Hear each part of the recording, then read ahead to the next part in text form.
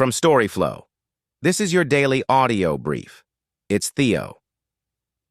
July 29th, Tech Roundup. 5 stories. Here's number 1. Let's get into it. First, from the Register. America bans imported robots due to supply chain and security risks. The U.S. government has decided to effectively ban the sale of advanced robots made in other nations. The decision trickled out over 2 days with publication of a National Security Determination, PDF, and an update, PDF, to the list of banned devices set by the Federal Communications Commission, FCC. Next, second, from Slashdot. Workplaces look for cheaper AI as Tokenmaxxing fades as a corporate fad. An anonymous reader quotes a report from the Associated Press.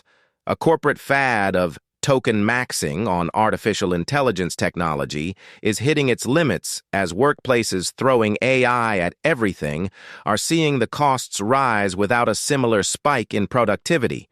What started as tech industry-fueled springtime hype over squeezing as much AI-generated work as possible out of products like OpenAI's ChatGPT and Anthropic's Claude has shifted to a summertime backlash. Up next. Third, from Mashable Tech.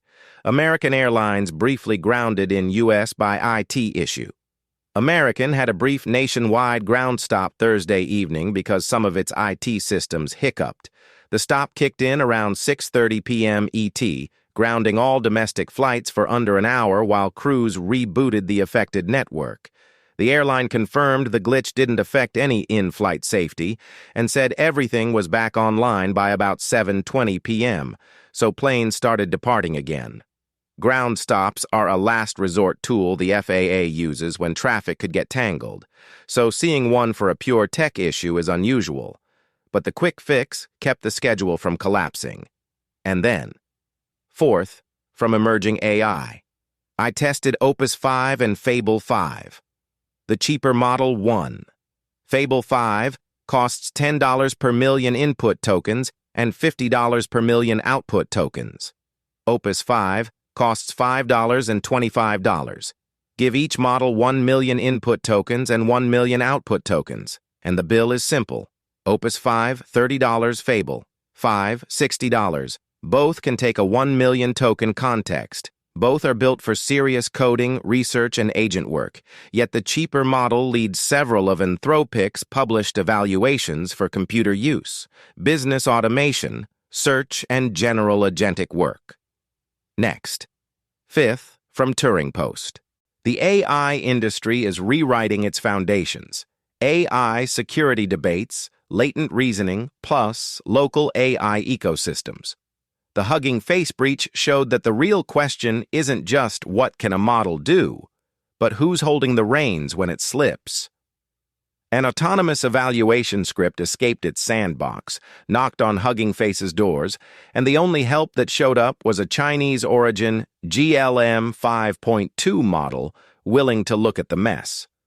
Closed-source giants stayed silent, turning the incident into a practical test of whether open-weight models can become a safety net. That episode dovetailed with the rise of Kimi K3, a cheap, openly available Chinese model that suddenly felt powerful enough for U.S. firms to consider. The scramble to decide who should control frontier AI sparked a rapid alignment. NVIDIA's Jensen Huang rallied dozens of companies behind an open-weight security pact, while Congress floated a kill-switch approach. The split highlighted a growing geopolitical tug-of-war over model stewardship. Meanwhile, researchers are asking whether the long chains of text we call chain of thought are even necessary. New work on latent reasoning pushes the internal problem-solving into continuous hidden states, promising speed and flexibility while making the reasoning process itself harder to inspect. It's a shift from talking through a problem to thinking in vectors, which could reshape how we evaluate model transparency. Finally, the conversation is moving from isolated models to whole ecosystems.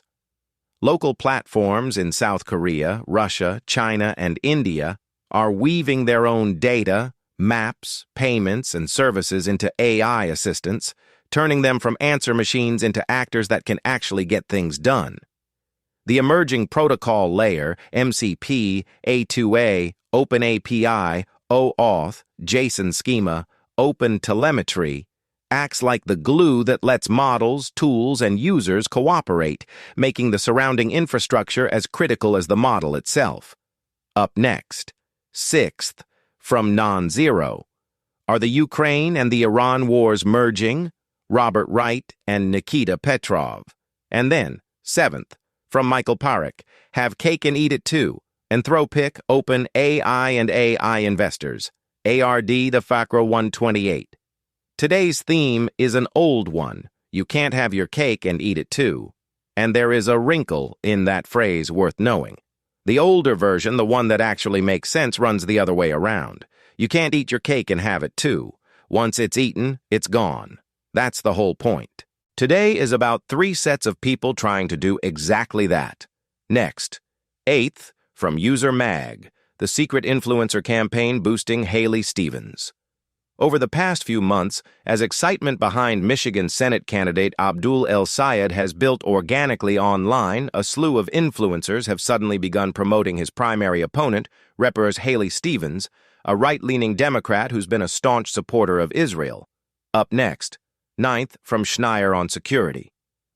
Measuring LLM's ability to perform cryptanalysis. There's new benchmark measuring AI's ability to perform mathematical cryptanalysis. Anthropic's frontier model actually found new attacks. The benchmark, cryptanalysis. Bench, can LLMs do cryptanalysis? The idea is to benchmark the ability of LLMs to discover new mathematical cryptanalytic attacks against a series of historical algorithms. Abstract, cryptanalysis. The task of finding attacks against cryptographic schemes. It's at the intersection of mathematical reasoning and cybersecurity, 2 areas where LLMs have advanced fastest. And then, 10th, from CIO, what every CIO needs to know about platform engineering in the age of AI. Most CIOs have AI on the agenda. Most have started with pilots, some have moved to production, but there's a quieter, more consequential shift underway that isn't getting the boardroom attention it deserves. AI agents are no longer just a feature inside your applications. They are becoming an entirely new class of infrastructure consumer, and your current platforms weren't built for them. This is not a warning to panic. That's it for today. Tomorrow morning, whatever the night brings. Stay curious. Want this every morning? It's free. Set up your own feed at storyflo.com.